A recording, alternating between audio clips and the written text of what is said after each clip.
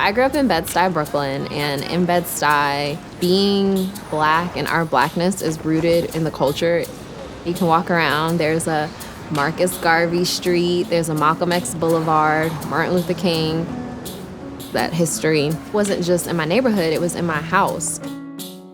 For my mom, it was really important to have those rich roots. My mom was very firm in my Blackness and her Blackness. I had books that had Black protagonists as the main characters. All of my dolls were Black. It was an opportunity for me to really be grounded in my identity as a Black woman. Then I would walk out into the world and people would tell me I was crazy for calling myself Black. My teachers asking me if I was Native American or Puerto Rican or something else. It was difficult for me. My father was absent from pretty much the beginning of my life. I have a picture of him. I met him as a baby, but I don't know my father's race and ethnicity. So the older I got, the more exposure I got to other people, other ideas. That was when I started asking my mom a lot of the questions, like, hey, Mom, is my dad Latino? Is he white? Where's my dad from? Let's talk about it. And I still kept getting pushback from her.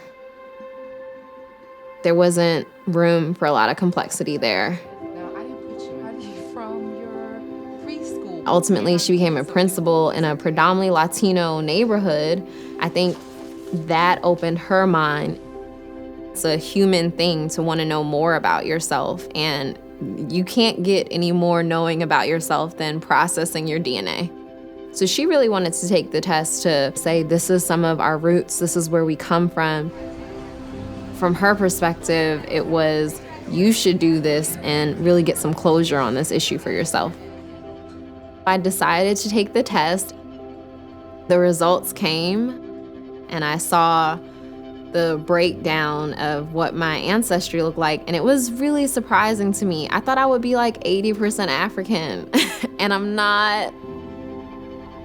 Because my mom had already taken the 23andMe test, I could compare her results and look and see what exactly I got from my mom and who is this mystery figure that had never been a part of my life and what did I get from him. So I began to piece together the puzzle of understanding who my father was. I learned that he had South Asian roots, heavy Native American roots, and that felt exciting. I feel so comfortable in my skin, and it was something that I needed and wanted to happen for a long time. We are so much more alike than we are different. These barriers separating ourselves don't really need to exist, and it enhances conversations if we aren't looking at each other through the lens of what stereotype and what box I put you in. So as I speak to young women, I want them to feel encouraged to also be who they are and not let the world tell them that they're something other than what they are.